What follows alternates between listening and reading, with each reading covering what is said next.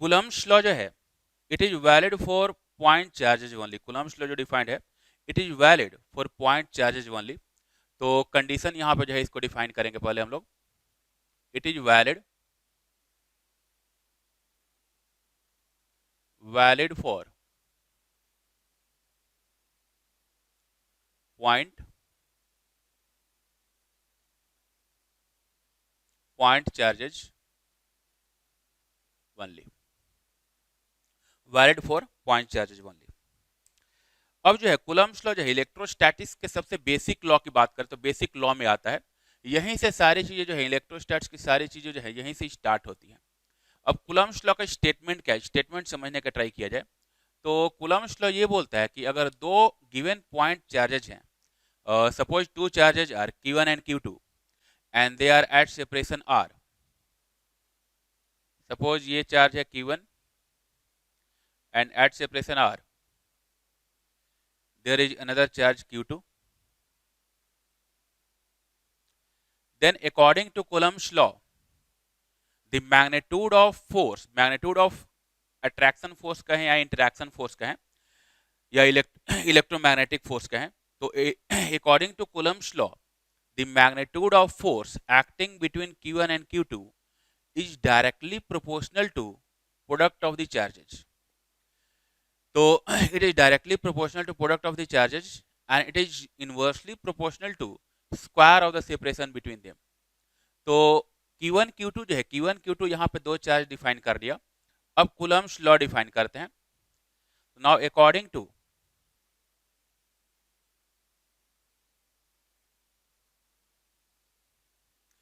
according to Coulomb's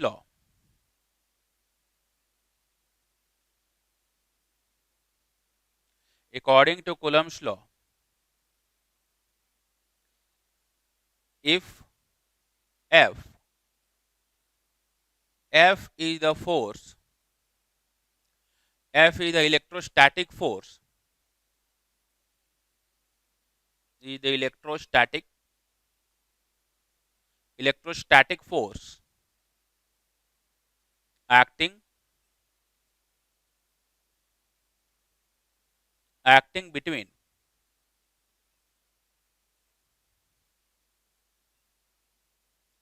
the two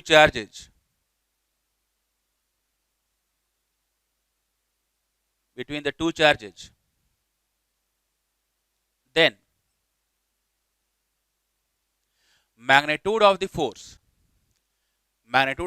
अगर हम लोग mod F से डिफाइन करें, then magnitude of the force mod F will be directly proportional to Q1 and Q2 and it is inversely proportional to square of the separation between them. तो Q1 and Q2 जो है Q1 and Q2 अगर दो charge particles हैं, दो point charges हैं and if R is the separation between them then the magnitude of the electrostatic force acting between the two charges is directly proportional to product of the charges and it is inversely proportional to square of the separation between them. अब जैसे इस दोनों को combine करें तो हम लोग ये बोल सकते हैं कि that means magnitude of the force is proportional to Q1 Q2 upon R square, and that means magnitude of the force is equal to constant K into Q1 Q2 upon R square. तो ये जो है electrostatic force जो लग रहा है दोनों charges के बीच में, उसके मैग्नीट्यूड की वैल्यू आ गई। अब जो के हम लोग कांस्टेंट यहाँ पे टर्म यूज किए हैं, जो प्रोपोर्शनलिटी कांस्टेंट हम लोग यूज किए हैं, इस कांस्टेंट की पार्टिकुलर वैल्यू होती है इन केस ऑफ वैक्यूम, इसकी वैल्यू हम लोग डिफाइन कर लेंगे।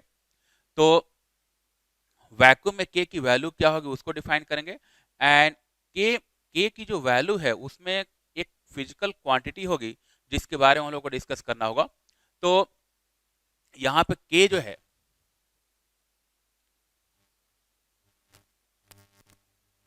here k is equal to 1 upon 4 pi epsilon naught and it is in vacuum.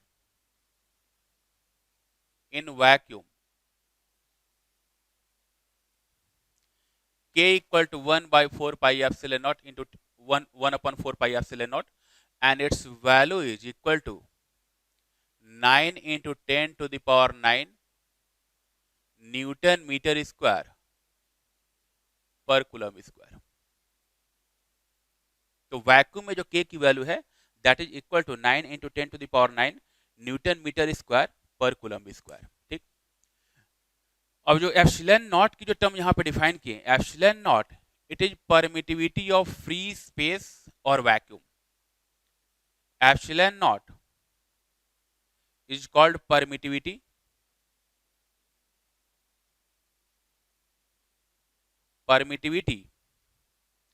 of free space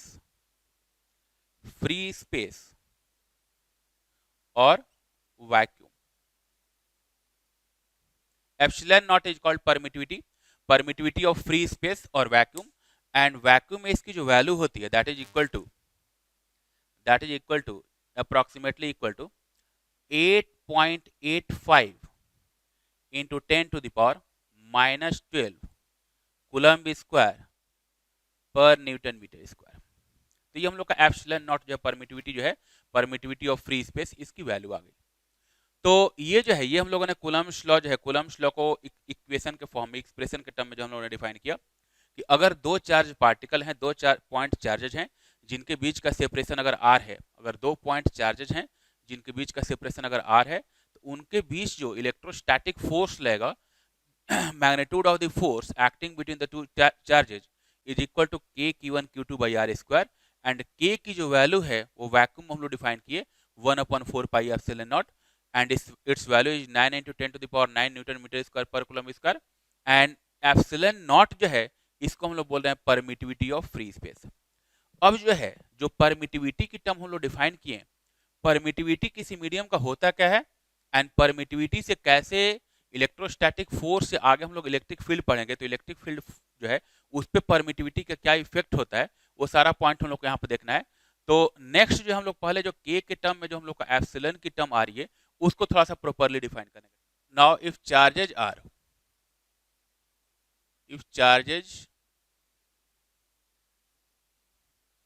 are placed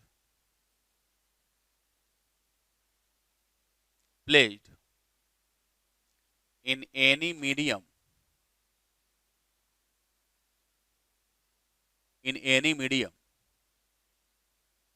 then if charges are placed at any medium, then जो k हम लोग define किए, k is equal to 1/4 pi epsilon, 1/4 pi epsilon, and here epsilon it is the permittivity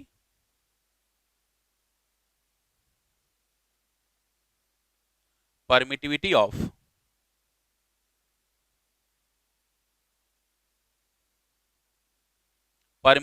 the medium. तो अगर कहीं भी किसी vacuum की जगह पे जो है, वैक्यूम की जगह पर अगर कोई मीडियम हम लोग इन्वॉल्व करते हैं, जैसे मान लो कि अगर वाटर के अंदर दो चार्ज पार्टिकल हैं, किसी ऑयल के अंदर जो है दो चार्ज पार्टिकल हैं, तो in case of any medium जो हम लोग का 1/4 पाई एप्सिलॉन नॉट आता था, उस मीडियम का परमिटिविटी आ जाएगा। अब परमिटिविटी जो है, परमिटिविटी को थोड़ा सा हम लोग को समझना होगा कि परमिटिविटी एक्चुअली क्या रिप्रेजेंट करता है। एक्चुअली अगर देखा जाए तो परमिटिविटी जो है किसी मीडियम का, हम लोग बोल सकते हैं कि कोई मीडियम इलेक्ट्रिक फील्ड या इलेक्ट्रोस्टैटिक फोर्स के टुवर्ड्स कितना रेजिस्टिव है, कितना रेजिस्टेंस शो करता है, इसका मेजर जो है ये परमिटिविटी से हम लोग कर सकते हैं। जिस मीडियम की परमिटिविटी जितनी ज्यादा होगी, ठीक, जिस मीडियम की परमिटिविटी जो है जितनी ज्यादा होगी, उस मीडियम में जो चार्जेज प्लेस्ड हैं उनके बीच में इलेक्ट्रोस्टैटिक फोर्स जो होगा उसकी वैल्यू उतनी ही कम होगी।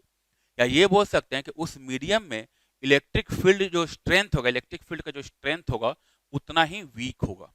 तो यहां से हम लोग ये बोल सकते हैं कि permittivity of any medium is the measure of resistance shown by the medium towards electric field, या resistance shown by the medium towards electromagnetic force. ठीक, more the value of permittivity, less the value of electrostatic force, electromagnetic force, less the value of electric field strength. In case of any medium जो k की value है वो हो गई 1/4πε। अब इसके जो एप्सिलॉन हम लोग डिफाइन किए, इसी के करस्पॉन्डिंग जो है एक और हम लोग फिजिकल क्वांटिटी डिफाइन करेंगे, that is relative permittivity.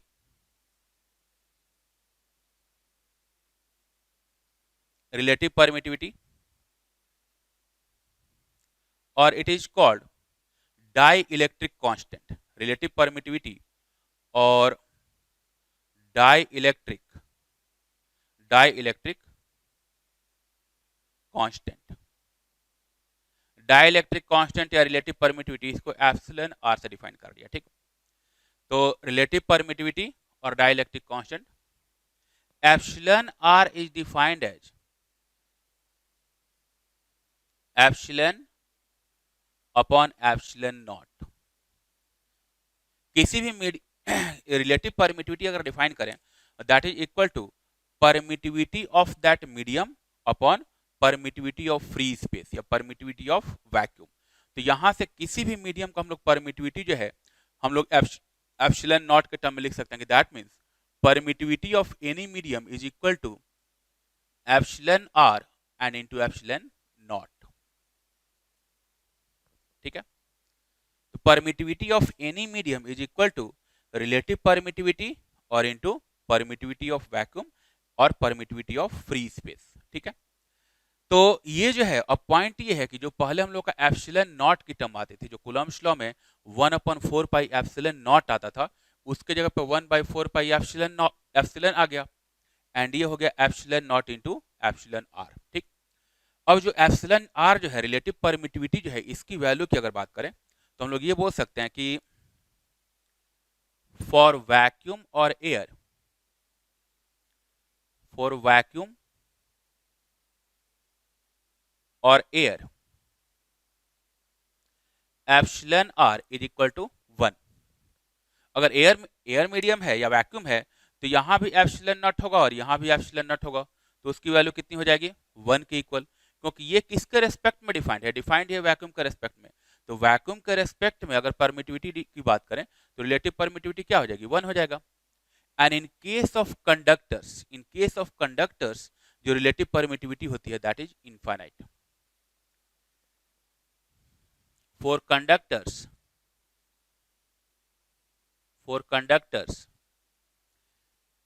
relative permittivity is infinite। यानी कि हम लोग ये बोल सकते हैं कि जो रिलेटिव परमिटिविटी है 1 से लेके इनफाइनाइट जो है 1 से लेके इन्फिनिटी के बीच में एग्जिस्ट कर सकता है, ठीक। 1 से लेके इन्फिनिटी के बीच में आ सकता है। तो इन दोनों को कंबाइन करके हम लोग बोल सकते हैं कि that means relative permittivity is less than infinity and it is greater than equal to 1, ठीक। अब ये हम लोग का किसी मीडियम में जो है कूलम्ब्स लॉ का जो है किसी मीडियम में अगर बात करें तो किसी मीडियम में इस फॉर्मूले में इलेक्ट्रोस्टैटिक जो फोर्स है उसके फॉर्मूले में थोड़ा चेंज हो गया, तो यानी कि हम लोग ये बोल सकते हैं कि that means in case of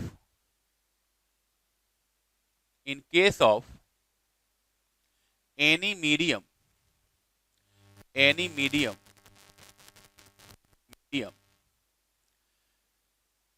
the electrostatic force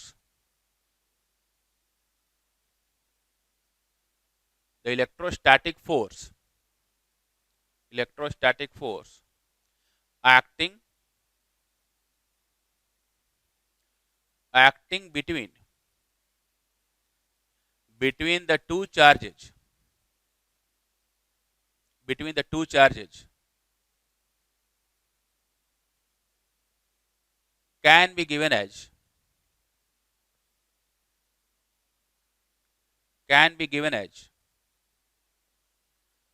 magnitude of the force F is equal to 1/4π epsilon r and into epsilon naught and into Q1 Q2 by r square।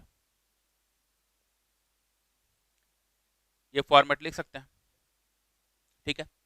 तो किसी मीडियम के केस में क्या हुआ कि जब medium में हम लोग फाइंड किए तो किसी मीडियम में रखने पे जो इलेक्ट्रोस्टैटिक फोर्स है अब उसमें एप्सिलॉन पहले 1/4π एप्सिलॉन नॉट आता था, ठीक। अभी 1/4π epsilon r into epsilon naught हो गया, यानी कि जो फोर्स है डाइलेक्ट्रिक कांस्टेंट टाइम्स क्या हो गया, डिक्रीज हो गया, ठीक। तो एप्सिलॉन आर की टर्म जो है ये हम लोग का डिनोमिनेटर में आ गया, ठीक। उतना टाइम्स जो है रिलेटिव परमिटिविटी जो है उतने टाइम से जो है हम लोग का जो है फोर्स जो है वो डिक्रीज हो गया, ठीक है। तो ये हम लोग का मीडियम का इफेक्ट हुआ। एक्चुअली इस मीडियम का इफेक्ट ऐसा क्यों हो रहा है, ये जो हम लोग फोर्स फाइंड किया, एक्चुअली ये जो है फोर्स है it is the net electrostatic force acting between the two charges, ठीक। मीडियम का इफेक्ट क्या है ये भी थोड़ा सा हम लोग को समझना होगा कि दो मीडियम के आने से क्या फर्क पड़ता है, ठीक। अगर मीडियम आ गया तो उसका इफेक्ट क्या है, इफेक्ट जो है इसकी वजह से फोर्स में क्यों ये चेंजेज आए। तो जैसे मान लो कि अभी हम लोग दो चार्ज पार्टिकल की बात किए थे, तो ये एक चार्ज पार्टिकल है Q1 and this is Q2 and R is the separation between them. ये केस था हम लोग का। इनके बीच में जो है हम लोग जो है इलेक्ट्रोस्टैटिक फोर्स फाइंड करने का ट्राई कर रहे थे, ठीक। अब होगा क्या कि जैसे जो है हम लोग अभी जो है methods of charging of body जो है उसमें भी हम लोग इंडक्शन जो है इंडक्शन का इफेक्ट पड़े हैं, ठीक। तो अब है क्या, जैसे मान लो कि इसको जो है एक एग्जांपल के थ्रू मैं बताना चाह रहा हूँ कि सपोज जो है Q1 एंड Q2 दोनों को मैंने पॉजिटिव चार्ज मान लिया, ठीक। If both are positive charges then क्या इफेक्ट हो सकता है मीडियम पे, इन दोनों पॉजिटिव चार्जेज का क्या इफेक्ट होगा। इफ Q1 इज पॉजिटिव, अगर Q1 पॉजिटिव चार्ज है तो क्या हम लोग ये बोल सकते हैं कि Q1 के सराउंडिंग में अब यहाँ पे ये जो है ये हम लोग का पॉजिटिव चार्ज हो गया, ठीक।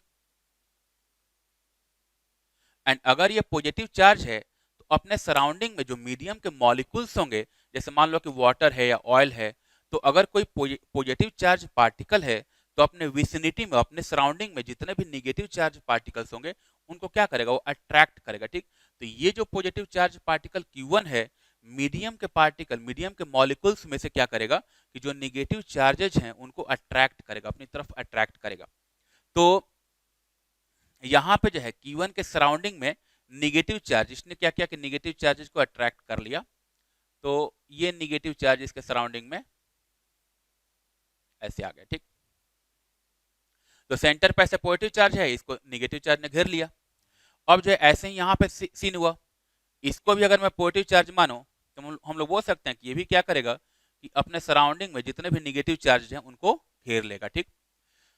तो पॉजिटिव चार्जेस जो हैं मीडियम से निगेटिव चार्ज को अपनी तरफ अट्रैक्ट कर लिए, यानी कि हम लोग ये बोल सकते हैं कि इन पॉजिटिव चार्जेस के चारों तरफ जो है इलेक्ट्रॉन्स का एक क्लाउड जनरेट हो गया, ठीक। दूसरे अपोजिट चार्जेस का एक क्लाउड जनरेट हो गया एंड इन क्लाउड्स की वजह से क्या होगा कि जैसे अब जैसे अगर मैं पूछूं कि इस Q2 चार्ज के लिए यहाँ पे कितना चार्ज है, ठीक, इफेक्टिव कितना चार्ज है, तो हम लोग बोल सकते हैं कि पहले यहाँ पे चार्ज क्या था Q1, लेकिन अभी जो है ये Q1 जो है निगेटिव चार्जेस से सराउंडेड है, निगेटिव चार्जेस से घिरा हुआ है, ठीक। तो अब इफेक्ट की जहां तक बात है तो Q2 के लिए हम लोग बोल सकते हैं कि Q1 का इफेक्ट जो होगा पहले के मुकाबले कम हो चुका होगा। जो हम लोग का जो है एयर की बात करें, वैक्यूम की बात करें, जो इफेक्ट इसका वैक्यूम में होता अभी तो वो इफेक्ट नहीं होगा। तो अभी नेट इफेक्ट जो है नेट इफेक्ट की अगर बात करें, चार्ज की बात करें, तो अभी जो है Q2 के लिए Q1 का चार्ज क्या हो गया, कम हो गया, इफेक्ट उसका कम हो गया। वैसे ही Q1 के लिए अगर बात करें तो Q2 का जो है इसका भी इफेक्ट कम होगा, क्योंकि यहाँ पे पॉजिटिव चार्ज है and it is surrounded by negative charges. तो अब जैसे हल्का सा आगे जैसे पढ़े होंगे स्क्रीनिंग इफेक्ट पढ़े होंगे इसमें केमिस्ट्री में, तो उसमें भी ये चीज आती है। तो ये पॉजिटिव चार्ज जो कि इन निगेटिव चार्जेस से सराउंडेड है, तो इनसे सराउंडेड है तो बेसिकली क्या होगा, इसका जो नेट इफेक्ट होगा उस क्लाउड के बाहर, उस निगेटिव चार्ज के क्लाउड के बाहर अगर जाएंगे तो उसका नेट इफेक्ट क्या होगा, नेट इफेक्ट जो है डिक्रीज कर जाएगा। तो अब हम लोग बोल सकते हैं कि अब जब इन दोनों के बीच में अगर मैं इलेक्ट्रोस्टैटिक फोर्स की बात करूं तो वो इलेक्ट्रोस्टैटिक फोर्स जो है वो पहले के मुकाबले क्या हो जाएगा, कम हो जाएगा। पहले के मुकाबले जो फोर्स वैक्यूम में लगता था, जो फोर्स हम लोग एयर में बात कर रहे थे, उस फोर्स के मुकाबले अभी क्या हो जाएगा, फोर्स ये थोड़ा कम हो जाएगा। तो ये जो एप्सिलॉन आर जो डाइलेक्ट्रिक कांस्टेंट की जो टर्म आ रही है ये इसी के करस्पॉन्डिंग आ रही है, क्योंकि इसमें क्या है कि पोलराइजेशन हो रहा है, जो मीडियम है वो पोलराइज हो जा रहा है, उसमें जो है इंडक्टिव जो है उसमें इंडक्शन हो जा रहा है, मीडियम के जो मॉलिक्यूल्स हैं वो इंड्यूस्ड हो जा रहे हैं, चार्ज इंड्यूस हो रहा है। तो उसकी वजह से जो है जो नेट इलेक्ट्रोस्टैटिक फोर्स है उस पर ये फर्क पड़ जा रहा है, ठीक। तो पॉइंट यही है कि जो कूलम्ब्स लॉ डिफाइंड है, अगर कोई पूछे कि दो चार्ज पार्टिकल के बीच में जो जो इलेक्ट्रोस्टैटिक फोर्स जो डिफाइंड है, जो कूलम्ब्स लॉ का जो फोर्स डिफाइंड है, क्या वो मीडियम डिपेंडेंट है? तो कूलम्ब्स लॉ जो है, कूलम्ब्स लॉ मीडियम डिपेंडेंट नहीं है, लेकिन एक उसमें जो है उसके करस्पॉन्डिंग जब मैं नेट फोर्स की बात करूंगा कि net force acting between the to charge particle, तो वो जो है वो डिपेंडेंट है। अब कैसे है इसको भी समझ लेते हैं। कूलम्ब्स लॉ जो है इंडिपेंडेंट कैसे हो गया, ठीक, कूलम्ब्स लॉ जो है मीडियम से इंडिपेंडेंट कैसे हो गया, उस पॉइंट को भी समझते हैं। तो कूलम्ब्स लॉ बेसिकली क्या बोलता है? कूलम्ब्स लॉ बोलता है कि दो पॉइंट चार्जेज के बीच में जो इलेक्ट्रोस्टैटिक फोर्स लगेगा उसको डिफाइन किया। अब जैसे ये Q1 हो गया और ये Q2 हो गया। अब ये Q1 चार्ज पार्टिकल यहां पे है एंड Q2 चार्ज पार्टिकल यहां पे है। एक टाइम के लिए अगर इस नेगेटिव चार्जेस को अगर मैं इग्नोर कर दूं, तो ये जो Q1 एंड Q2 है उनके बीच में जो पहले फोर्स लग रहा था एंड जो अभी फोर्स लग रहा है वो तो सेम ही है। फर्क क्यों पड़ा? क्योंकि ये जो पॉजिटिव चार्ज है इन नेगेटिव चार्जेस से सराउंडेड हो गया। यानी कि अब क्या है कि ये पॉजिटिव चार्ज और ये पॉजिटिव चार्ज इन दोनों के बीच में रिपल्सिव फोर्स लग रहा होगा। ये पॉजिटिव चार्ज और ये नेगेटिव चार्जेज इनके बीच में अट्रैक्टिव फोर्स लग रहा होगा। ये नेगेटिव चार्ज और ये नेगेटिव चार्ज दोनों के बीच में रिपल्सिव फोर्स लग रहा होगा। ये पॉजिटिव चार्ज और ये नेगेटिव चार्ज इनके बीच में अट्रैक्टिव फोर्स लग रहा होगा। तो ऐसे बहुत सारे फोर्सेज हो गए जिनकी वजह से नेट इफेक्ट जो है वो डिक्रीज हो गया। लेकिन अगर केवल कूलम्ब्स लॉ की बात करें तो कूलम्ब्स लॉ जो है ये मीडियम पे डिपेंडेंट नहीं होता। लॉ जो है वो इंडिपेंडेंट ऑफ मीडियम है। लॉ तो सिंपली वैक्यूम के लिए डिफाइंड है कि अगर वैक्यूम में दो charge particle Q1 and Q2 हैं एंड उनके बीच में सेपरेशन R है, तो उनके बीच में जो इलेक्ट्रोस्टैटिक फोर्स लगेगा that is equal to 1/4 pi epsilon naught Q1 Q2 by R square. And यहाँ पे मैंने ये चीज बताने का ट्राई किया कि ये जो एक्सप्रेशन फाइंड किए हैं this is the net electrostatic force according to Coulomb's law. The net electrostatic force acting between Q1 and Q2। इस नेट इलेक्ट्रोस्टैटिक फोर्स में बहुत सारे फोर्सेज इन्वॉल्व हैं जो कि मैं बताने का ट्राई किया कि प्लस प्लस के बीच रिपल्सिव फोर्स, माइनस माइनस के बीच रिपल्सिव फोर्स, प्लस माइनस के बीच अट्रैक्टिव फोर्स। ठीक, तो इन सारे फोर्सेज को कंबाइन करके जो नेट इलेक्ट्रोस्टैटिक फोर्स जो Q1 Q2 के बीच में आएगा that is equal to 1/4 pi epsilon naught into epsilon R Q1 Q2 by R square. तो ये पॉइंट समझ में आया होगा सबको कि मीडियम का क्या इफेक्ट है। मीडियम की वजह से बेसिकली क्या है कि स्क्रीनिंग इफेक्ट जनरेट होता है। चार्जेस जो है अपोजिट चार्ज से जो है वो क्लाउडेड हो जाते हैं, उससे सराउंडेड हो जाते हैं एंड जिसकी वजह से उस क्लाउड के बाहर जो है नेट इफेक्ट चार्ज का कम हो जाता है एंड जिसकी वजह से जो है नेट इलेक्ट्रोस्टैटिक फोर्स जो है उसमें चेंज आ जाते हैं। ठीक, तो ये हम लोग का मीडियम का इफेक्ट हुआ। ठीक है, आगे बढ़ते हैं। तो जो इलेक्ट्रोस्टैटिक फोर्स की हम लोग बात की यहाँ पे, इलेक्ट्रोस्टैटिक फोर्स या कोलंबियन फोर्स की जो बात की है, उस कोलंबियन फोर्स का मेजर फीचर क्या है। ठीक, तो पहला तो पॉइंट ये हम लोग का है कि कूलम्ब्स लॉ के हिसाब से अगर देखा जाए according to Coulomb's law two like point charges repel each other. दो लाइक पॉइंट चार्जेज होते हैं आपस में रिपल्सिव फोर्स अप्लाई करते हैं एंड अनलाइक चार्जेज जो है आपस में अट्रैक्टिव फोर्स अप्लाई करते हैं। ठीक, तो like charges repulsion, unlike charges attraction. तो फर्स्ट पॉइंट तो ये हो जाएगा। फर्स्ट पॉइंट इज यानी कि दो पॉजिटिव चार्ज पार्टिकल हैं उनके बीच में जो है रिपल्सिव फोर्स लगेगा। दो नेगेटिव चार्ज पार्टिकल हैं उनके बीच में रिपल्सिव फोर्स लगेगा। एक पॉजिटिव चार्ज पार्टिकल है दूसरा नेगेटिव चार्ज पार्टिकल है, तो इट इज अट्रैक्टिव फोर्स। तो like charges repulsive force, unlike charges attractive force. तो फर्स्ट पॉइंट ये हो गया। दूसरे पॉइंट की बात करें तो ये बोल सकते हैं यहाँ पे कि कोलंबियन फोर्स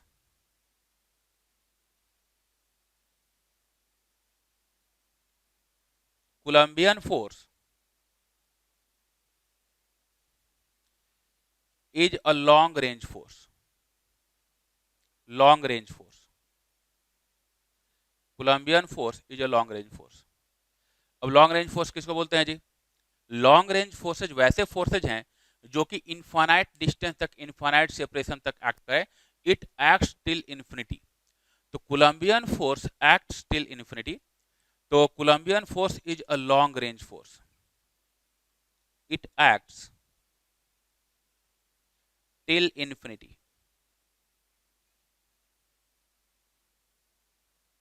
जैसे एक्सप्रेशन से भी क्लियर होगा कि एक्सप्रेशन में लोग क्या डिफाइन किए थे कि जो फोर्स है, फोर्स का मैग्नीट्यूड जो है K/Q1 Q2 by R square, ये डिफाइन किए थे। तो मैग्नीट्यूड ऑफ द फोर्स अगर K/Q1 Q2 by R square है तो सेपरेशन नीचे जो है सेपरेशन का स्क्वायर आ रहा है, डिनोमिनेटर में आ रहा है सेपरेशन। तो जैसे जैसे सेपरेशन बढ़ाते जाएंगे वैसे वैसे फोर्स की वैल्यू डिक्रीज करते जाएगी। ठीक, एंड जब वो सेपरेशन टेंडिंग टू इन्फिनिटी होगा, when r tends to infinity then f tends to zero. तो फोर्स को जीरो होने के लिए r को इनफाइनाइट होना पड़ेगा, सेपरेशन को इनफाइनाइट होना पड़ेगा। तो इसीलिए हम लोग बोल रहे हैं कि लॉन्ग रेंज फोर्स है, इट एक्ट्स टिल इन्फिनिटी। इसके अलावा दूसरा नेक्स्ट जो हम लोग का पॉइंट हम लोग बोल सकते हैं कोलंबियन फोर्स के बारे में, Coulombian force, Coulombian force is a central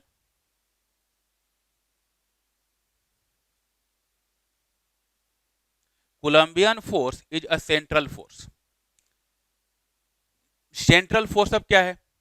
central forces जो है, सेंट्रल फोर्स वैसे फोर्स को बोलते हैं जो कि दो पॉइंट को ज्वाइन करने वाली लाइन के लॉन्ग लगता है, या दो पार्टिकल को ज्वाइन करने वाली लाइन के लॉन्ग लगता है। तो जैसे ग्रेविटेशनल फोर्स है, ग्रेविटेशनल फोर्स भी सेंट्रल फोर्स है, ग्रेविटेशनल फोर्स है वो भी लॉन्ग रेंज फोर्स है। तो Colombian force and gravitational force दोनों के लिए चीज ट्रू है कि कोलंबियन फोर्स जो है ये भी लॉन्ग रेंज, ग्रेविटेशनल फोर्स भी लॉन्ग रेंज। कोलंबियन फोर्स ये भी सेंट्रल फोर्स, ग्रेविटेशनल फोर्स भी सेंट्रल फोर्स। तो central forces are those forces who acts along the line joining the particles. The central forces are the forces who acts along the line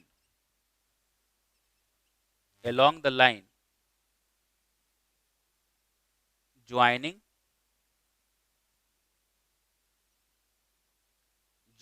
the particles। Particles को join करने वाली line के long लगता है। जैसे obvious ही बात है कि मान लो कि दो चार्ज पार्टिकल हैं, जैसे Q1 एंड Q2 दो चार्ज पार्टिकल मैंने डिफाइन किया था, तो ये चार्ज पार्टिकल Q1 हो गया, ये चार्ज पार्टिकल Q2 हो गया। ठीक, तो चाहे अट्रैक्टिव फोर्स हो या रिपल्सिव फोर्स हो, जब भी फोर्स लगेगा तो इस लाइन के एलोंग ही लगेगा, जिस लाइन पे दोनों चार्ज पार्टिकल लाई कर रहे हैं, हमेशा फोर्स जो है वो इस लाइन के एलोंग ही लगेगा। तो सपोज अगर दोनों पॉजिटिव चार्ज पार्टिकल हैं, लाइक चार्जेज हैं, तो इनके बीच में अगर रिपल्सिव फोर्स है तो रिपल्सिव फोर्स ऐसे लग गया। तो ये जो फोर्स है इसी लाइन के अलोंग एक्ट कर रहा है। तो वैसा फोर्स जो दो पॉइंट जो है, दो पॉइंट को ज्वाइन करने वाली लाइन के अलोंग एक्ट करे, that force is called central force. तो Colombian force is a central force. ठीक, इसके अलावा नेक्स्ट पॉइंट हम लोग कोलंबियन फोर्स के बारे में डिफाइन कर सकते हैं कि Colombian force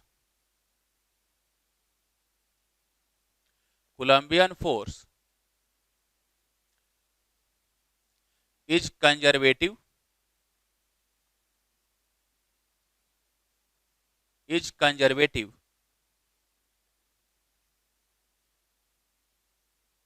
in nature. Coulombian force is conservative in nature. अब इसमें जैसे वर्क पावर एनर्जी जो चैप्टर है उसमें हम लोग ये चीज पढ़े हैं, conservative forces and non conservative forces. Conservative forces जो है वैसे फोर्सेज होते हैं जिनका जो वर्क डन है वो पाथ इंडिपेंडेंट होता है। ठीक, work done by a conservative force is independent of path taken, या ये हम लोग डिफाइन किए कि work done by a conservative force in any close loop is always zero. तो जो कोलंबियन फोर्स है या जो इलेक्ट्रोस्टैटिक फोर्स है या ग्रेविटेशन फोर्स है, both are conservative in nature. या एक पॉइंट और है कि जितने भी सेंट्रल फोर्सेज हैं, all central forces are conservative in nature. यानी कि सेंट्रल फोर्सेज का जो वर्क डन होता है it is independent of part taken. तो इससे एडवांटेज क्या होता है, ये भी हम लोग वर्क पावर में पढ़ चुके हैं कि अगर ये चीज पता चल जाए कि कोई फोर्स कंजर्वेटिव है, तो एक पॉइंट से दूसरे पॉइंट पर जाने में जो वर्क डन होता है वो वर्क डन फाइंड करने का सबसे बेस्ट तरीका ये है कि जो सबसे मोस्ट कन्वीनियंट पाथ है उस पाथ से हम लोग वर्क डन फाइंड करेंगे। एंड चूंकि वर्क डन पाथ इंडिपेंडेंट है तो हम लोग बोल सकते हैं कि हर एक पाथ के लिए वर्क डन सेम होगा। तो कंजर्वेटिव फोर्सेज का ये जो है ये हम लोग का एक एडवांटेज हो गया कि work done by conservative forces जो है for all the possible paths from one point two another point, for all the possible paths work done by a conservative force is always same. ठीक, उनकी value जो होती है वो always same होती है। ठीक, तो Colombian force is conservative in nature. इसके अलावा एक पॉइंट और हम लोग कूलम्ब्स लॉ के रिस्ट्रिक्शन के बारे में बोल सकते हैं कि Coulomb's law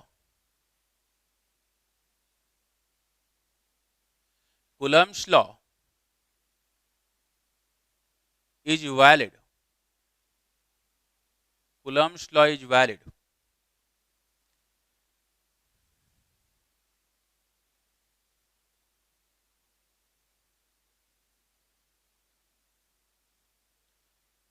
for a distance which is greater than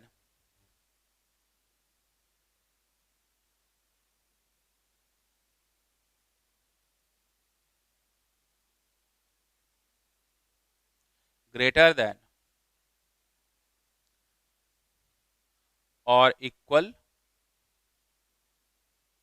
to 1 Fermi. जो कोलंबियन फोर्स है, कुलम्ब्स लॉ जो है, बेसिकली कुलम्ब्स लॉ जो है 1 फर्मी या उससे ज्यादा डिस्टेंस के लिए वैलिड होता है। 1 फर्मी से कम डिस्टेंस के लिए जो है ये कोलंबियन फोर्स वैलिड नहीं होता है। यानी कि हम लोग ये बोल सकते हैं कि जैसे न्यूक्लियस की बात करें तो इनसाइड द न्यूक्लियस जैसे दो प्रोटॉन्स के बीच जो है, दो प्रोटॉन्स के बीच अगर हम लोग को फाइंड करना है फोर्स, इलेक्ट्रोस्टैटिक फोर्स फाइंड करना है, तो उसको हम लोग कूलम्ब्स लॉ से नहीं फाइंड कर सकते हैं, क्योंकि न्यूक्लियस के अंदर जो सेपरेशन है वो 1 फर्मी से लेस हो गया, एंड जो है less than 1 Fermi Coulomb's law is not valid. ठीक, डायरेक्टली जो है F equal to K Q1 Q2 by R square वहां पे एप्लीकेबल नहीं है। 1 फर्मी तक जो है इसको अप्लाई कर सकते हैं। ठीक, एंड 1 फर्मी डिस्टेंस होगा कितना? 1 fermi 1 fermi is equal to 10 to the power minus 15 metre. 1 fermi distance is 10 to the power minus 15 metre. यानी कि जो कूलम्ब्स लॉ है 10 to the power minus 15 metre distance के इक्वल या उससे ज्यादा डिस्टेंस है तभी तक अप्लाई कर सकते हैं। उससे लेस सेपरेशन के लिए, 1 फर्मी से लेस सेपरेशन के लिए कूलम्ब्स लॉ जो है वैलिड नहीं होगा। तो ये हम लोग का कुछ मेजर फीचर्स हुए कि जैसे कूलम्ब्स लॉ जो है, कूलम्ब्स लॉ के हिसाब से अगर देखा जाए तो लाइक चार्जेज आपस में रिपल्सिव फोर्स अप्लाई करते हैं, अनलाइक चार्जेज जो है वो अट्रैक्टिव फोर्स अप्लाई करते हैं। कोलंबियन फोर्स जो है लॉन्ग रेंज फोर्स है, सेंट्रल फोर्स है, कंजर्वेटिव फोर्स है, and it is valid for distance greater than और इक्वल टू 1 फर्मी। ठीक, ठीक है, ये तो कूलम्ब्स लॉ के ऐसे मेजर पॉइंट्स हो गए। अब इसके एप्लीकेशन पे आते हैं। कूलम्ब्स लॉ जो है, कूलम्ब्स लॉ को अप्लाई करके प्रॉब्लम्स में इसको कैसे अप्लाई करना है उस पॉइंट को भी हम लोग डील करते हैं। एंड इस कैपिटल क्यू चार्ज को जो है इसको दो पार्ट में डिवाइड किया गया। ठीक, अब ये क्वेश्चन में मेंशन नहीं है कि दोनों इक्वल पार्ट हैं या क्या है, बस इसको दो पार्ट में, दो जो है दो डिस्टिंक्ट पार्ट में जो है दो पोर्शन में जो है इसको डिवाइड कर दिया। ठीक, तो कैपिटल क्यू जो है इसको दो पार्ट में डिवाइड किया। मान लेते हैं इसको क्यू नॉट, तो क्यू नॉट चार्ज को दो पार्ट में डिवाइड कर दिया। सपोज ये पार्ट जो है Q1 and this is Q2, and इनको जो है प्लेस कर दिया at separation R naught separation पे प्लेस कर दिया। ठीक, आर नॉट इज कांस्टेंट। तो क्यू नॉट जो है, क्यू नॉट एक चार्ज है जिसको दो पार्ट में डिवाइड किए, एंड उन दोनों पोर्शन को जो है आर नॉट सेपरेशन पे जो है आर नॉट सेपरेशन पे रख दिया। अब जो है हम लोग को कंडीशन फाइंड करनी है। Find the condition, find the condition on Q1 and Q2 such that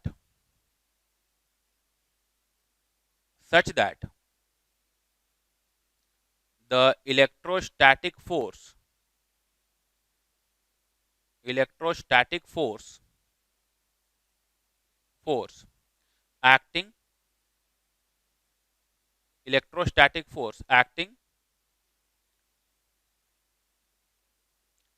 acting between them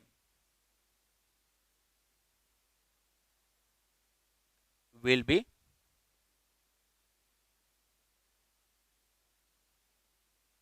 maximum. तो Q नॉट जो है, Q नॉट चार्ज को दो पार्ट में, दो पोर्शन में डिवाइड किया, Q1 Q2 में डिवाइड किया, एंड इनको आर नॉट सेपरेशन में प्लेस कर दिया।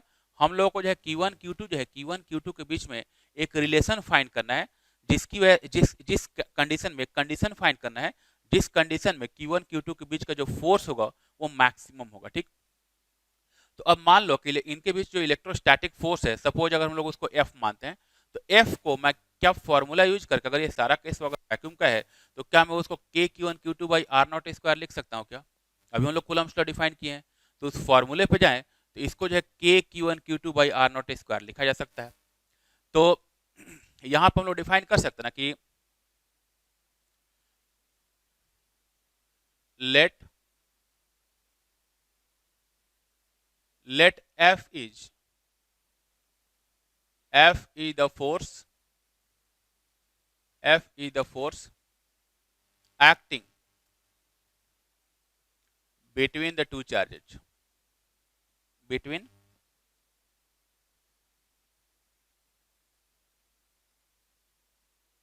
the two charges, दोनों चार्ज पार्टिकल के बीच में जो फोर्स लग रहा है मान लो कि F है, तो अभी हम लोग कूलम्ब्स लॉ डिफाइन किया, यानी कि हम लोग बोल सकते हैं कि magnitude of the force F is equal to K Q1 Q2 upon R naught square, ये होगा ना। ठीक, अब इस फोर्स को मुझे मैक्सिमाइज करना है, बोल रहा है कि कंडीशन क्या होगी Q1 Q2 पे, कंडीशन क्या हो कि फोर्स मैक्सिमम हो। ठीक, अब यहाँ पे अगर देखें तो जैसे के की बात की जाए तो के तो हम लोग का कांस्टेंट है, अभी हम लोग डिफाइन किए हैं, तो के कांस्टेंट है। आर नॉट सेपरेशन ये मैंने बोला कि फिक्स है, आर नॉट सेपरेशन हम लोग चेंज नहीं कर रहे हैं, उसको फिक्स आर नॉट सेपरेशन पे रखे हुए हैं। तो ये टर्म कांस्टेंट है, ये टर्म कांस्टेंट है, चेंज क्या हो सकता है जी, Q1 एंड Q2 का जो प्रोडक्ट है वो चेंज हो सकता है। ठीक, तो यानी कि इस F को मैक्सिमाइज होने के लिए, अगर इस F को मैक्सिमम होना है तो हम लोग बोल सकते हैं कि Q1 Q2 जो है प्रोडक्ट ऑफ Q1 Q2, इसको मुझे मैक्सिमम करना पड़ेगा, इसको मैक्सिमाइज करना पड़ेगा। तो for F to be maximum,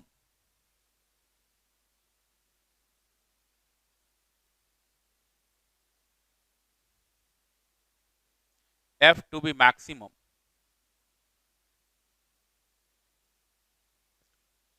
Q1 and Q2 should be maximum,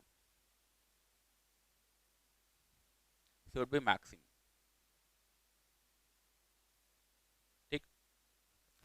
and ये जो चीज है ये मैक्सिमम मिनिमा का एक कॉन्सेप्ट होता है, ये चीज हम लोग डिफाइन भी किए मैक्सिमम मिनिमा में, ये चीज हम लोग प्रूव भी किए एक बार कि अगर दो क्वांटिटी है, दो वेरिएबल्स अगर x एंड y है, एंड अगर उनका सम कांस्टेंट है, दो वेरिएबल्स x एंड y है एंड उनका अगर सम कांस्टेंट है, then their product will be maximum when x and y will be same.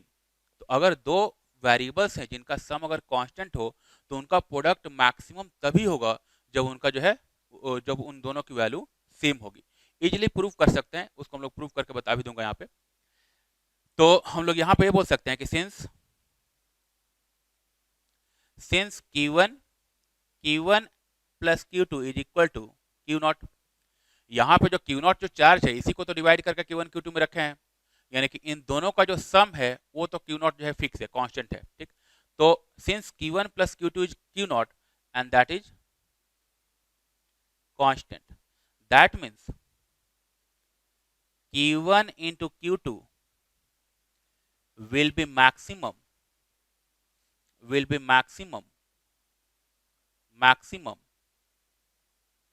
when Q1 equal to Q2 and that is equal to Q0 by 2। अगर इन दोनों की value same हो जाए, Q1 Q2 की value same हो जाए, तब Q1 Q2 जो प्रोडक्ट होगा उसकी वैल्यू मैक्सिमम होगी। तो Q1 एंड Q2 दोनों जो है Q0 by 2 होना चाहिए। तो मैक्सिमम फोर्स फाइंड करने के लिए क्या करेंगे, यहाँ पे Q1 एंड Q2 जो है दोनों को हम लोग Q0 by 2 प्लेस कर देंगे। तो that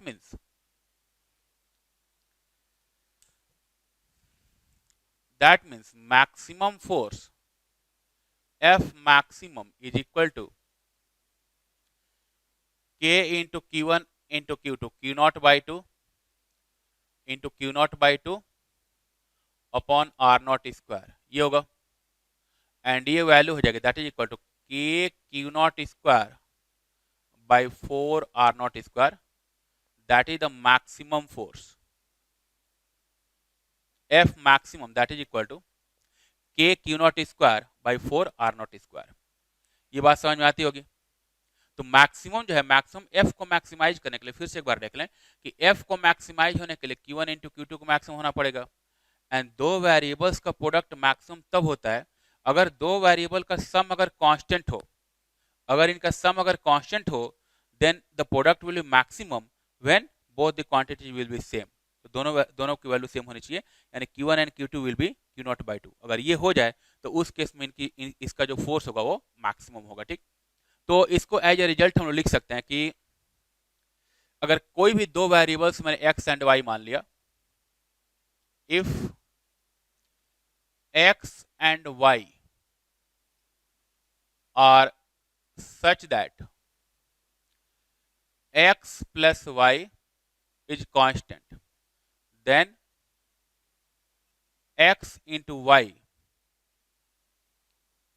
will be maximum when x equal to y and that is equal to c/2। x और y अगर दोनों सेम हो जाए तो उस केस में उनका जो प्रोडक्ट होगा वो मैक्सिमम होगा। ठीक, ये पॉइंट समझ में आता होगा सबको। अगर नहीं आ रहा है तो इसको एकदम एकदम बेसिक एग्जांपल से समझ सकते हैं। जैसे मान लो कि मैंने दो वेरिएबल x एंड y जो है, x एंड y का सम जो है, x एंड y का सम सपोज जो है, ठीक है, यहाँ पे एक पॉइंट मैं समझाता हूं।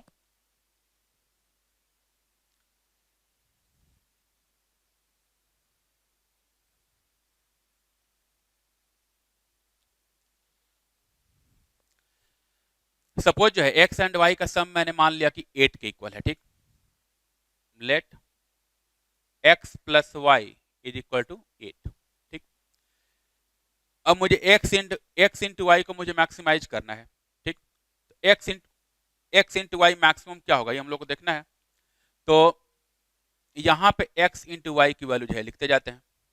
तो x प्लस वाई मिलकर 8 होना है।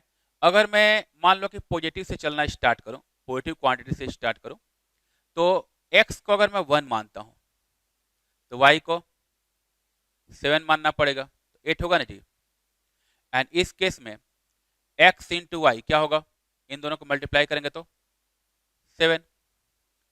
अगर मैं x को 2 कर दूं तो इसको 6 करना पड़ेगा। तो उस केस में अगर x को 2 करेंगे, y को 6 करेंगे, तो यहाँ पे क्या बचेगा, 12 बचेगा। x को 3 कर दिया तो y को 5 करना पड़ेगा, यहाँ पे क्या बचेगा, 15 बचेगा।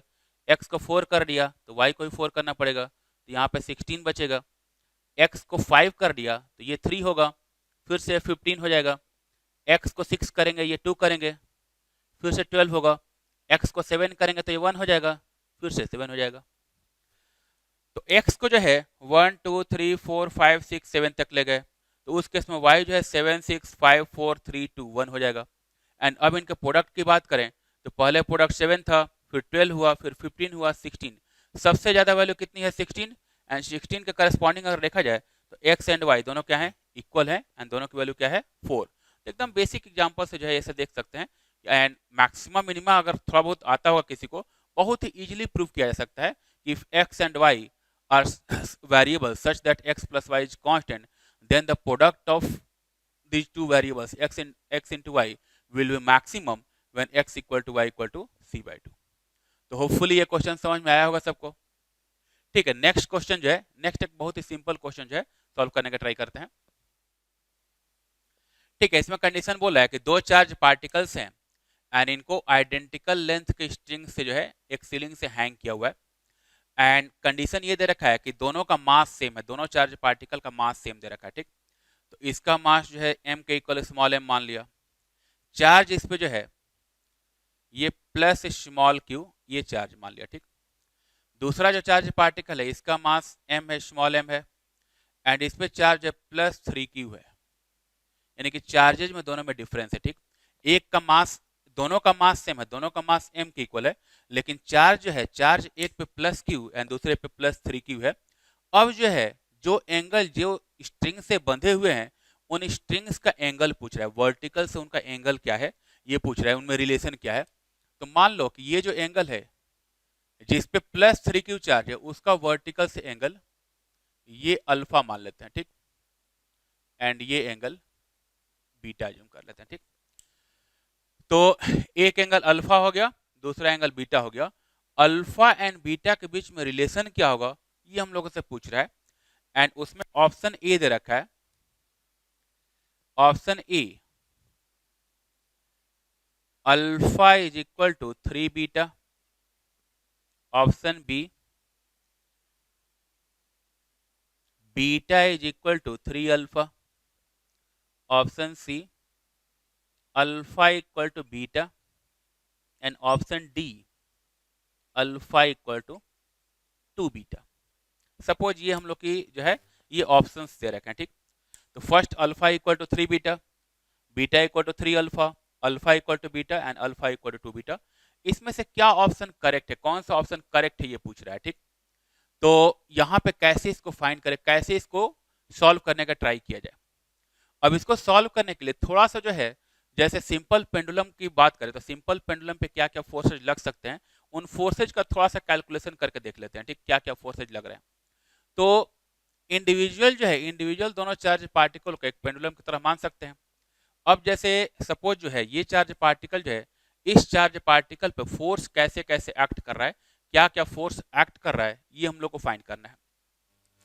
तो सपोज ये जो चार्ज पार्टिकल है, इस पर अगर फोर्स की बात करें तो एक तो mg फोर्स लग रहा होगा, gravitational force, weight of the body, mg act कर गया, ठीक। इसके अलावा इन दोनों के बीच में रिपल्सिव फोर्स लग रहा होगा, दोनों जो है लाइक चार्जेज हैं, लाइक चार्जेज के बीच में रिपल्सिव फोर्स एक्ट करेगा। तो ये प्लस क्यू है, ये प्लस 3 क्यू है। अब ये चीज अगर मैं पूछूं कि इन दोनों के बीच में जो इलेक्ट्रोमैग्नेटिक फोर्स लग रहा होगा या जो इलेक्ट्रोस्टैटिक फोर्स लग रहा होगा, इस पे ज्यादा फोर्स लगेगा या इस पे ज्यादा फोर्स लगेगा या दोनों पे सेम लगेगा, क्या होना चाहिए। तो एक्चुअली अगर देखें तो एक तो हम लोग एक्शन रिएक्शन पेयर से भी समझ सकते हैं कि जैसे जितना इलेक्ट्रोस्टैटिक फोर्स ये लगाया होगा उतना ही इलेक्ट्रोस्टैटिक फोर्स ये भी लगाया होगा इस पे। या फॉर्मूले में अगर जाए तो फॉर्मूला क्या है कि, या कूलम्ब्स लॉ क्या है कि अगर दो चार्ज पार्टिकल है Q1 एंड Q2 तो उनके बीच में जो इंटरैक्शन फोर्स होगा वो interaction force K Q1 Q2 by R square के इक्वल होगा, ठीक। ये हम लोग डिफाइन किए हैं कि K Q1 Q2 by R square के इक्वल होगा। अब उसमें Q1 एंड Q2 को अगर इंटरचेंज भी कर दे तो कोई फर्क नहीं पड़ेगा, यानी कि दोनों चार्ज पार्टिकल पे जब मैं इंटरैक्शन फोर्स की बात करूंगा तो वो इंटरैक्शन फोर्स सेम होगा, दोनों चार्ज पार्टिकल पे सेम इंटरैक्शन फोर्स एक्ट करेगा। तो अब जैसे यहाँ पे रिपल्सिव फोर्स एक्ट कर रहा है तो ये repulsive force electrostatic force F E assume कर लिया, एंड एक यहाँ पे टेंशन जो है स्ट्रिंग का टेंशन टी होगा, ठीक। अब जैसे फोर्स डायग्राम इसके लिए अगर बात करें तो सेम चीज होगा कि जैसे ये फोर्स है वैसे ही यहाँ पे फोर्स एक्ट करेगा रिपल्सिव फोर्स, जैसे ये mg है वैसे ही mg यहाँ भी एक्ट करेगा, तो जैसे ये टेंशन है वैसा ही टेंशन यहाँ पे एक्ट करेगा, यानी कि दोनों चार्ज पार्टिकल के लिए कंडीशन एग्जैक्टली सेम है। तो दोनों चार्ज पार्टिकल जो है, दोनों चार्ज पार्टिकल के लिए एग्जैक्टली सेम कंडीशन है।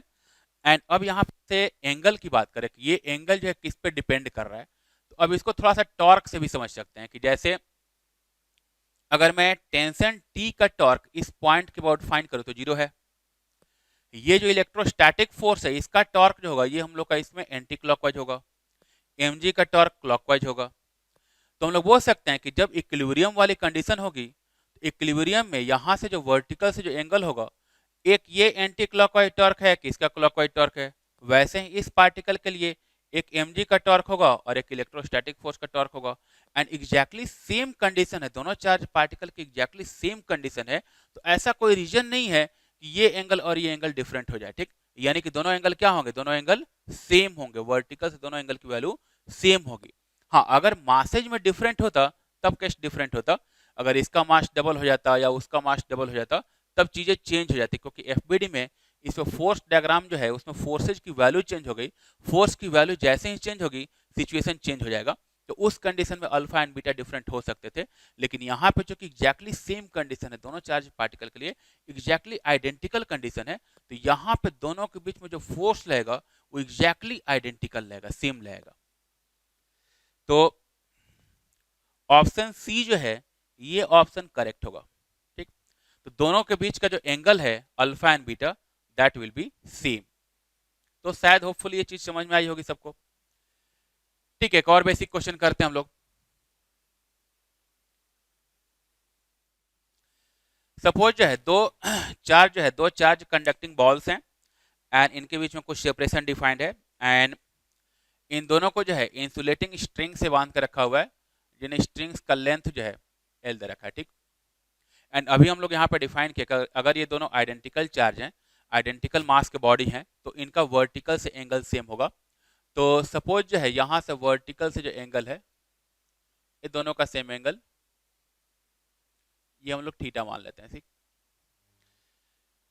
Mass of the particles m and q assume कर लिया, चार्ज q, इसका भी मास m एंड चार्ज q, ठीक। अब जो है ये हम लोग का सपोज एयर या किसी भी मीडियम में सिचुएशन दे रखी है। अब जो है ये बोल रहा है कि इसमें दो क्वेश्चन है, इस क्वेश्चन में जो है दो पार्ट्स बेसिकली हैं। फर्स्ट पार्ट ये बोल रहा है कि अगर जो है थीटा बहुत ही स्मॉल है, in case of very small theta find the separation between the two charges at equilibrium. तो फर्स्ट पार्ट ये बोल रहा है कि for theta very small, for theta very small, first find the separation, find the separation between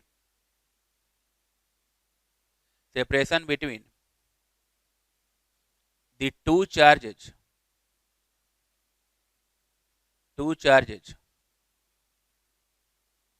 at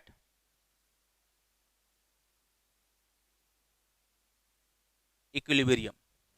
separation between the two charges at equilibrium, ठीक। दोनों charges के बीच में इक्विलिब्रियम में क्या सेपरेशन होगा।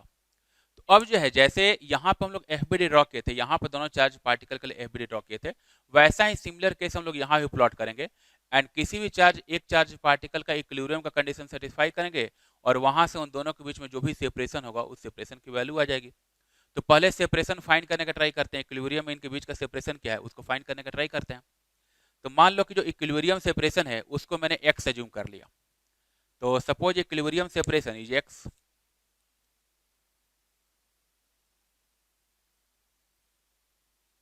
ठीक है, ये सेपरेशन x मान लिया, ठीक। अब अगर ये इक्विलिब्रियम की कंडीशन है तो फोर्स सेम होंगे, फोर्सेज अप्लाई करेंगे तो फोर्स की वैल्यू सेम होगी। तो चूंकि ये दोनों चार्ज पार्टिकल हैं, दोनों पार्टिकल्स की कंडीशन एकदम आइडेंटिकल है, यानी कि मैं ये बोल सकता हूं कि जब इन पे मैं फोर्सेज की बात करूंगा, जब इनका इक्विलिब्रियम चेक करूंगा, तो चाहे इस पार्टिकल के लिए चेक करें या उस पार्टिकल के लिए चेक करें, दोनों के लिए कंडीशन क्या होगी, सेम होगी। तो जैसे इस पार्टिकल के लिए मैं अगर मैं फोर्स डायग्राम ड्रॉ करूं तो एक फोर्स हो गया mg,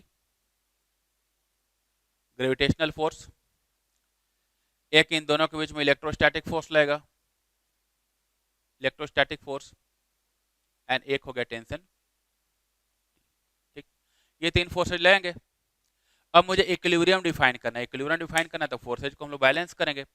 फोर्स अगर बैलेंसिंग करें तो ये जो टेंशन टी है इसको रिजॉल्व करना पड़ेगा, ठीक।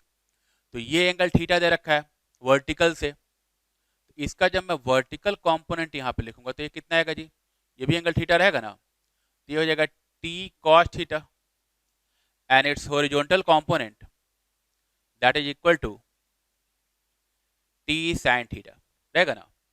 तो T cos theta and T sine theta ये डिफाइन किया।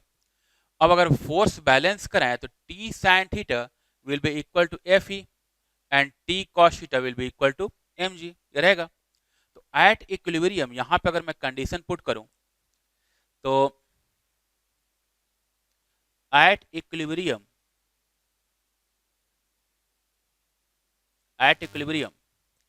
T sine theta equal to F ही रहेगा। तो T sine theta that is equal to F E electrostatic force and T cos theta that is equal to M G रहेगा ना। तो T sine theta equal to F E and T cos theta equal to M G, दोनों को divide करके tan theta find कर सकते हैं। तो दोनों इक्वेशन को डिवाइड करो, तो इन दोनों इक्वेशंस को अगर मैं डिवाइड करूं, इसको मान लिया equation 1 and this is equation 2, ठीक है। इक्वेशन 1/2 जो है from 1/2 from equation 1/2 tan theta is equal to F E upon M G, रहेगा ना। tan theta is equal to F E upon M G. अब जो इलेक्ट्रोस्टैटिक फोर्स है उसकी वैल्यू लिखते हैं। तो electrostatic force is equal to K Q1 Q2 by R square. Q1 and Q2 दोनों की वैल्यू सेम है, तो K Q square by R square क्या है x, तो एक्स स्क्वायर। तो इसकी वैल्यू आएगी that is equal to, that means tan theta is equal to K Q1 Q2 K Q square upon R square X square M G, यह होगा। अब यहां से अब बोला है कि थीटा वेरी स्मॉल, ठीक, थीटा अगर बहुत स्मॉल है तो जो tan थीटा है इसको हम लोग अप्रोक्सीमेटली sin थीटा भी तो लिख सकते हैं ना जी। For theta very small tan theta is equal to sin theta, ठीक, ये डिफाइन कर सकते हैं। तो यहाँ पे चूंकि क्वेश्चन में बोल चुका है कि थीटा बहुत स्मॉल है, तो for theta very small tan theta is equal to sin theta, and यहाँ से sin थीटा की वैल्यू क्या होगी p बाई एच, तो p कितना है यहाँ से यहाँ तक का length x by two and upon l, तो x बाई टू एल ये हम लोग का जो है साइन थीटा की वैल्यू आ जाएगी। तो यहाँ पे क्या अप्रोक्सीमेशन जो हम लोग है उसको यूज कर लेंगे। तो for theta very small, for theta very small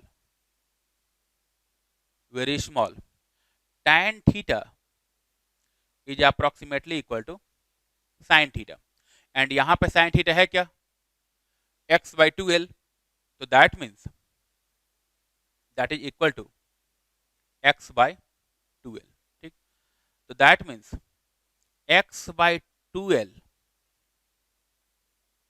is equal to K Q square upon X square M G, यह है ना, ठीक है। तो x बाई टू एल की वैल्यू आ गई। अब मुझे इक्विलिब्रियम में पूछा था कि इक्विलिब्रियम में दोनों के बीच में सेपरेशन क्या होगा, तो अब वो जो सेपरेशन है वो सेपरेशन फाइंड करना है, तो मतलब क्या है x की वैल्यू फाइंड करनी है। तो यहाँ से एक्स स्क्वायर को इधर मल्टीप्लाई कर लो और इसको ले जाकर उधर मल्टीप्लाई कर लो, तो यहाँ से x की वैल्यू आ जाएगी। यानी कि हम लोग ये बोल सकते हैं कि दैट मीन्स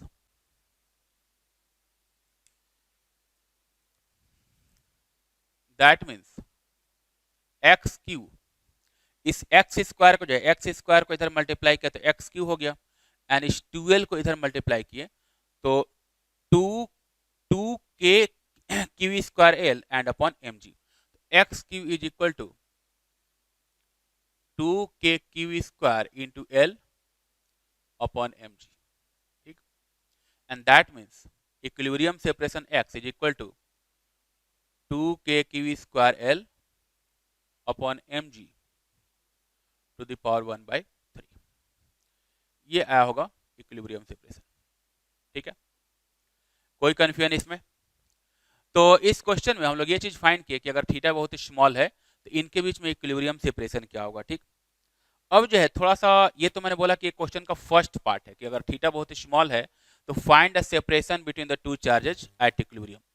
अब इसमें हो क्या रहा है कि जैसे अभी मैंने बोला कि अगर किसी भी मीडियम में, सपोज ये जो है ये जो पूरा सेटअप है किसी मीडियम में प्लेस्ड है, ठीक, ये वैक्यूम का केस नहीं है, किसी मीडियम में प्लेस्ड है, तो मीडियम में क्या होगा कि ये जो है जो चार्ज पार्टिकल्स हैं अपने सराउंडिंग में जो भी मीडियम है उसको पोलराइज करेंगे, एंड अगर पोलराइजेशन बहुत ज़्यादा हुआ तो उसमें क्या होगा कि चार्जेस का ट्रांसफर भी होना स्टार्ट हो जाता है।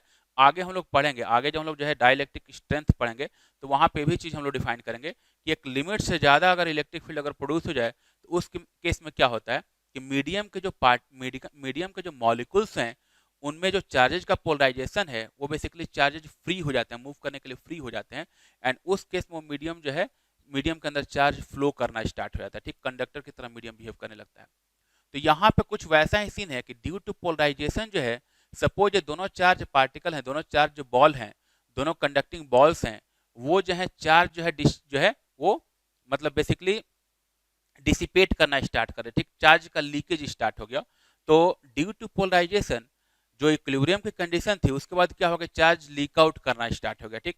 अब चार्ज अगर लीक आउट करना स्टार्ट हो जाए, यहाँ से भी चार्ज लीक आउट कर रहा है, यहाँ से भी चार्ज लीक आउट कर रहा है, तो चार्ज जब डिक्रीज करने लगा, एंड चार्ज जब डिक्रीज करेगा तो चार्ज की वैल्यू जैसे जैसे घटेगी वैसे वैसे उनके बीच में इलेक्ट्रोस्टैटिक फोर्स जो होगा वो वैल्यू डिक्रीज करने लगेगी, एंड इलेक्ट्रोस्टैटिक फोर्स डिक्रीज करेगा यानी कि उनके बीच का जो सेपरेशन होगा वो डिक्रीज करने लगेगा।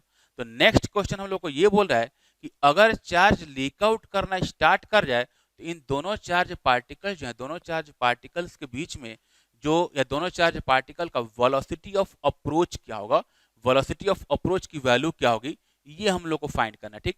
तो क्वेश्चन 2 जो है, जो इसका पार्ट 2 है, वो ये बोल रहा है कि now the charges from both the spherical balls, both the conducting balls starts leaking out, then find the velocity of approach of the two given balls. ठीक, तो नेक्स्ट क्वेश्चन पे आते हैं. नेक्स्ट यहाँ पे जो पॉइंट डिफाइन करें, now second part is, now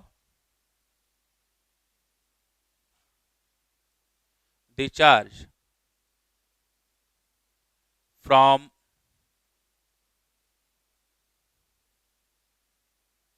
both the conducting balls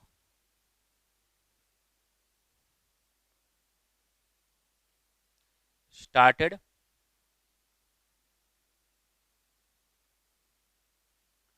leaking out with a constant rate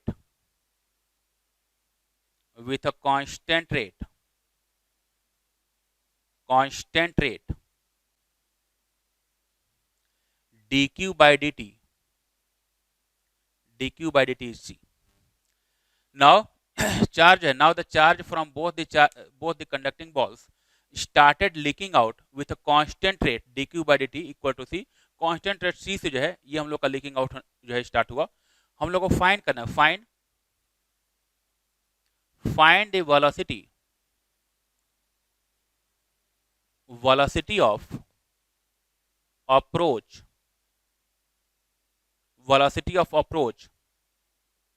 of the two given balls. ये दोनों जो है कंडक्टिंग बॉल्स दिए हुए हैं, इनका वेलोसिटी ऑफ अप्रोच क्या होगा. अगर इनसे चार्ज लीक आउट करना स्टार्ट हो जाए तो इनका वेलोसिटी ऑफ अप्रोच क्या होगा, ये हम लोग को फाइंड करना है. अब इसका कैलकुलेशन जो हम लोग यहाँ से फाइंड कर सकते हैं कि जैसे मान लो अगर वेलोसिटी ऑफ अप्रोच की बात करें तो वेलोसिटी ऑफ अप्रोच हम लोग काइनेमेटिक्स में क्या डिफाइन करते हैं, दो पार्टिकल या दो पॉइंट का जो है वेलोसिटी ऑफ अप्रोच क्या डिफाइंड है, it is the rate of decrease of the distance between the two particles. या ये बोल सकते हैं कि it is the rate of decrease of the line joining the two particles. तो velocity of approach of any two given particle is the rate of decrease of the line joining the two particles. तो यहाँ पे इन दोनों particles को join करने वाली line जो है उसका लेंथ क्या दे रखा है, x दे रखा है. तो किसी भी टाइम पे अगर उनका डिस्टेंस x दे रखा है तो x का रेट ऑफ डिक्रीज जो है वही क्या हो जाएगा, उनका वेलोसिटी ऑफ अप्रोच हो जाएगा. तो rate of decrease of the line joining the two balls is the velocity of approach. यानी कि हम लोग को फाइंड क्या करना है, dx by dt फाइंड करना है. ठीक, यहाँ पे जो है हम लोग को इस क्वेश्चन में क्वेश्चन 2 ये पार्ट 2 जो है इसमें simply dx by dt find करना है. तो यहाँ पे x की वैल्यू फाइंड कर चुके हैं, इसको सिंपली डिफरेंशिएट करना है विथ रेस्पेक्ट टू t, इसको डिफरेंशिएट करना है. अब डिफरेंशिएशन के लिए थोड़ा सा चाहे तो इसको सिंप्लीफाई कर सकते हैं. ठीक, तो इसमें क्या किया कि दोनों साइड इसको लॉग ले लिए, यहाँ पे दोनों साइड लॉग ले लिए, टेकिंग लॉग बोथ साइड्स. तो ये तो हम लोग का ln x हो जाएगा एंड इसमें लॉग लेंगे तो ये पावर है, पावर 1/3 ये बाहर आ गया. एंड इसमें क्या किया कि जो टर्म कांस्टेंट है उसको एक साथ रखा. तो यहाँ पे अगर देखा जाए तो 2 कांस्टेंट है, k कांस्टेंट है, l कांस्टेंट है, mg कांस्टेंट है. चेंज क्या हो रहा है, q चेंज हो रहा है. तो q को अलग रखा और बाकी सबको एक साथ रखा. तो हम लोग बोल सकते हैं कि बेसिकली हो क्या जाएगा कि 2kl अपॉन mg और into Q square and log a into B क्या होता है, log a plus log b होता है. तो क्या मैं इसको ऐसे लिख सकता हूँ क्या कि ln 2kl upon mg and plus ln Q square, और ln क्यू स्क्वायर लिखेंगे तो स्क्वायर है तो 2 बाहर आएगा, ln q. कैसे लिख सकते हैं क्या, तो यहाँ पे ये ln x हो गया, ये 1/3 बाहर आया एंड ये ln ये टर्म आ गई एंड क्यू स्क्वायर में से 2 जो है कांस्टेंट, 2 जो है स्क्वायर बाहर आया और ln q हो गया. अब यहाँ पे देख सकते हैं कि ये जो पूरी की पूरी टर्म है कांस्टेंट हो गया, 2 कांस्टेंट है, k कांस्टेंट है, l कांस्टेंट है, mg कांस्टेंट है. यानी कि ln की ये जो पूरी टर्म है कांस्टेंट है. एंड अब अगर इसको मैं डिफरेंशिएट करूं तो ये कांस्टेंट का डेरिवेटिव क्या हो जाएगा, 0. तो पूरा डिफरेंशिएट कर देते हैं. Now differentiating with respect to t के रेस्पेक्ट में डिफरेंशिएट कर लिया तो ln x का डिफरेंशिएशन क्या होगा, 1/x और into dx/dt। With respect to t differentiate करेंगे तो ln x का differentiation with respect to x 1/x होगा, एंड फिर x का with respect to t dx/dt होगा, तो 1/x इंटू dx/dt, एंड ये 1/3 की टर्म बाहर रहेगी, एंड ये कांस्टेंट है तो कांस्टेंट का डिफरेंशिएशन 0, एंड प्लस ये हो जाएगा 2 and ln q 1/q into dq/dt। ठीक है, 1/q इंटू dq/dt। अब जो है इसको मल्टीप्लाई किया तो दैट इज इक्वल टू, ये हो जाएगा 2/3 and 1/q into dq/dt, and question में dq/dt की वैल्यू क्या दे रखा है, c दे रखा है, तो dq/dt को c रख दिया, तो क्या इसको मैं c/q लिख सकता हूं क्या, एंड अब यहां से x को इधर मल्टीप्लाई कर लिया, यानी कि dx/dt is equal to 2cx upon 3q, 2cx upon 3q, ये dx/dt है, ठीक। एंड dx/dt क्या है, यही हम लोग का वेलोसिटी ऑफ अप्रोच है, that means velocity of approach of the two particles is equal to 2cx upon 3q। यानी कि ये जो वेलोसिटी ऑफ अप्रोच है, जिस टाइम में हम लोग वेलोसिटी ऑफ अप्रोच फाइंड किए हैं, उस टाइम में उन दोनों के बीच में सेपरेशन क्या है, एंड उस टाइम पे दोनों पे चार्ज कितना है, उन दोनों पे क्वांटिटी पे डिपेंड कर रहा है। तो this is the velocity of approach between the to charge particles. तो होपफुली ये पूरा क्वेश्चन जो है समझ में आया होगा सबको, ठीक। तो पहले पार्ट में क्या किया कि इक्विलिब्रियम का सेपरेशन फाइंड किए, एंड सेकेंड पार्ट में जो है हम लोग किसी भी पार्टिकुलर सेपरेशन पे जो है, किसी भी पार्टिकुलर इंस्टेंट में जो है rate of change of x find कर लिए, या ये बोल सकते हैं कि रेट ऑफ डिक्रीज ऑफ जो है, rate of decrease of x, उसकी वैल्यू कैलकुलेट कर लिया। ठीक है।